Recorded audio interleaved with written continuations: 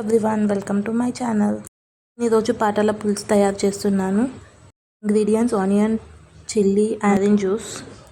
First onion cut చేసుకుంటున్నాము. Onion stove on చేసి కడాయి పెట్టుకొని దాంట్లో ఆనియన్, చిల్లీ 5 కాగానే దాంట్లో రెడ్ చిల్లీ ఇంకా సాల్ట్ వేసుకోవాలి.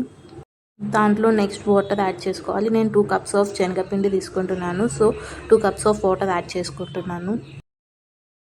కొరియాండర్ లీవ్స్ వేసుకోవాలి. నెక్స్ట్ వాటర్ బాయిల్ అయ్యాక శనగపిండి వేసేసుకున్నాను. బేసన్ 2 cups వేసేసుకొని బాగా మిక్స్ చేసుకుంటున్నాను. బాగా మిక్స్ చేసుకున్నాక అది ఒక ప్లేట్లో తీసుకోవాలి. తీసుకొని దాన్ని ఈవెన్గా స్ప్రెడ్ చేసుకోవాలి. ఈవెన్గా స్ప్రెడ్ చేసుకున్నాక దాన్ని షేప్లో కట్ చేసుకోవాలి. It's your wish. మీరు ఏ షేప్ కావాలంటే ఆ షేప్లో కట్ చేసుకోవచ్చు. నేను డైమండ్ షేప్లో కట్ చేసుకున్నాను. మనం గ్రేవీ ప్రిపరేషన్ చేసుకుందాము. దానికి ఆనియన్స్, చిల్లీస్ కావాలి. చిల్లీస్ కట్ చేసుకున్నాక ఒక ప్యాన్లో 3 tablespoons ఆఫ్ ఆయిల్ వేసుకొని దాంట్లో mustard seeds and cumin seeds add చేసుకుందాం.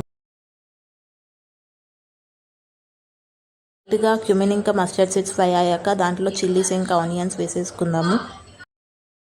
ఆనియన్స్ అండ్ చిల్లీస్ మంచిగా ఫ్రై కావడానికి దాంట్లో లైట్గా పసుపు యాడ్ చేసుకున్నాము. అండ్ చిల్లీస్ మంచిగా ఫ్రై అయినాక జింజర్ గార్లిక్ పేస్ట్ యాడ్ చేసుకోవాలి. అది ఫ్రై అయ్యేదాకా వదిలేసి దాంట్లో chilli powder and salt add చేసుకుందాము. ధనియా పౌడర్ కూడా యాడ్ చేసుకుందాము. ఇప్పటిదాకా మనం టామరిన్ జ్యూస్ ప్రిపేర్ చేసుకుందాము. ఇప్పుడు ఇది ఫ్రై అయిపోయింది. మనం ఇప్పుడు దీంట్లో టామరిన్ జ్యూస్ యాడ్ చేసేసుకొని లైట్గా వాటర్ కూడా యాడ్ చేసేసుకుందాము.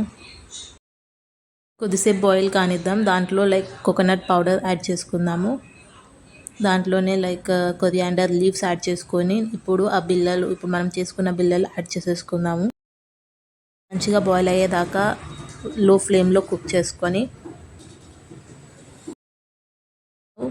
మన బిళ్ళల పులుసు రెడీ.